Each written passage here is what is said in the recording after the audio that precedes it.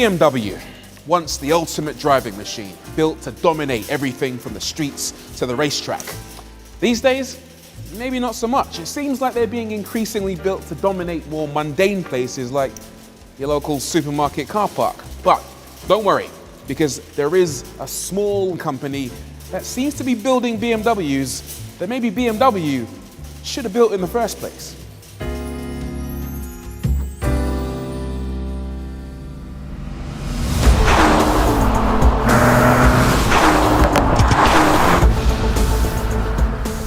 This is the Alpina B3 Touring. It's basically a 3 Series Touring, but with the engine from a BMW M3. So what you get is all the practicality of a station wagon, but with all the performance of an M car.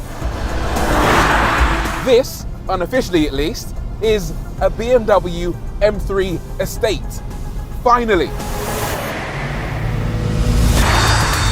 It uses that same 3-litre straight six that you're going to get in the next version of the BMW M3 and M4, except in this case, Alpina have chosen to give it slightly smaller turbos. What that means is that it doesn't make the 510 horsepower that you can expect in those cars. Instead, it makes 462.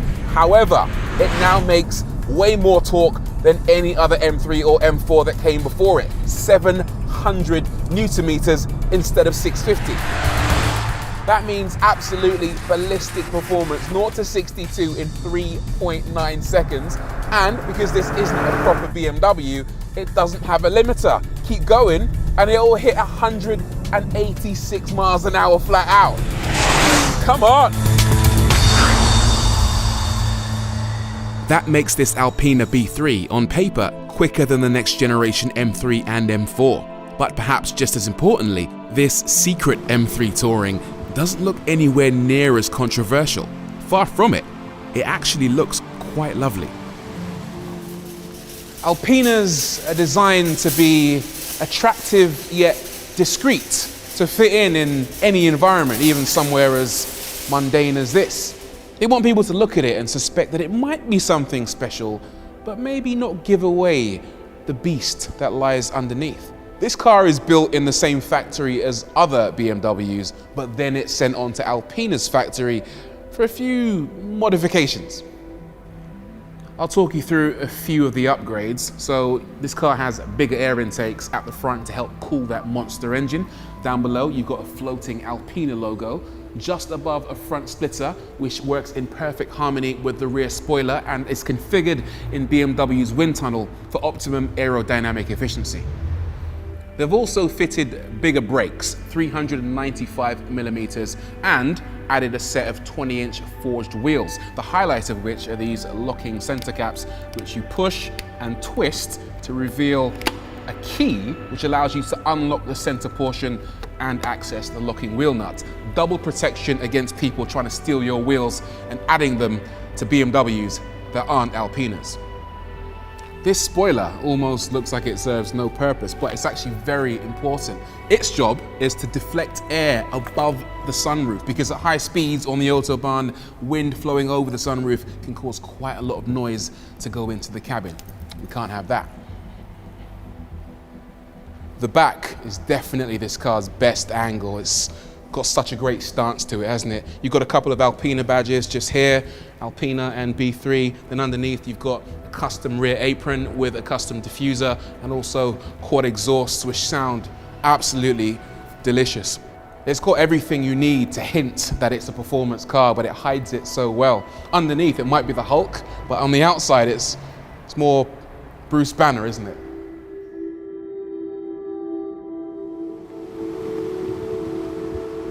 On the road, the Alpina B3 Touring feels lovely to drive. It actually feels more luxurious and more plush than a normal 3 Series, and maybe has more in common with a 5 Series. Not quite as luxurious as a 5, but somewhere in between. Consider it maybe a 4.5 Series.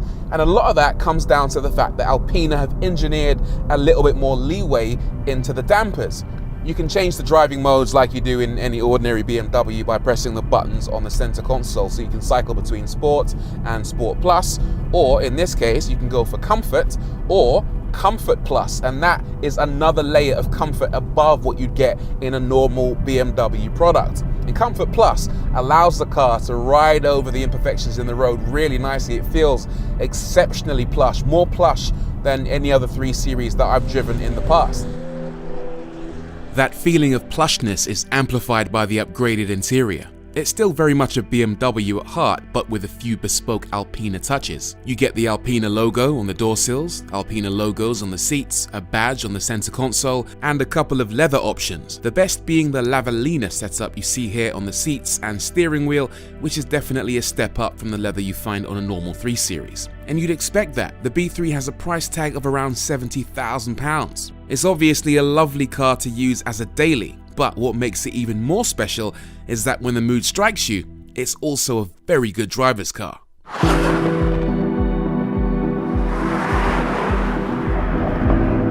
Shift it from Sport, or better yet to Sport Plus, and the character of the car changes yet again. The dials on the display turn from blue to green, the valves in the exhaust open up, the throttle pedal becomes more sensitive, the steering weights up, and you find yourself clutching onto this big, thick BMW steering wheel for dear life as your eyes widen up, because this car is supremely quick.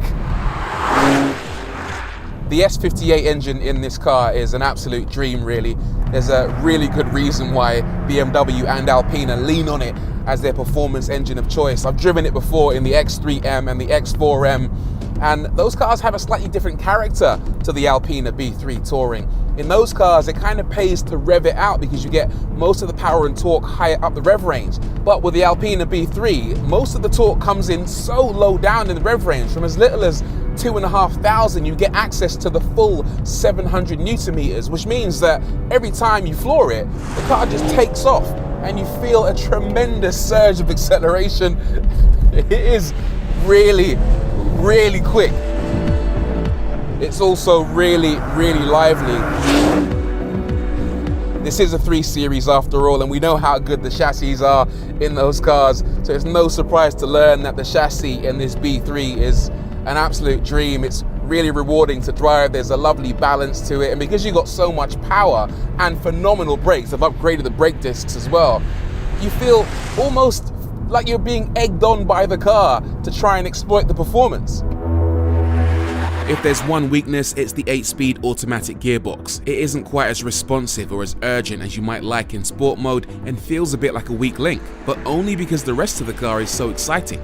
The car does use BMW's xDrive system, but it doesn't feel anywhere near as nailed down as ordinary BMWs. It feels like Alpina have played with the system to allow it to feel that little bit more playful through the bends. And actually, it does send most of the power to the back wheels. That was the sound of understeer there. In sport mode, the traction control eases off ever so slightly, and you can feel the back end wanting to step out on you. And with the traction off, that back end will step out all day long. It's nowhere near as crazy as something like a Mercedes C63 AMG, which is rear-wheel drive, but equally, it's nowhere near as tame as something like an Audi RS4. It's somewhere in the middle. This is like a Goldilocks car in terms of the way it likes to hang the back end out and just help you feel more engaged with the driving experience. It's really something. It's hilarious. The best thing about the Alpina B3 Touring is that it's a sleeper in the truest sense of the word. It kind of looks like butter wouldn't melt, but dig below the surface and it's an absolute monster. It's got this amazing duality of character. It's like the person in the office who wears lingerie under a trench coat, or somebody with a mohawk under a top hat. It's Clark Kent during the week, but Superman on the weekend. This thing really is the best of both worlds. Is the B3 better than an equivalent BMW?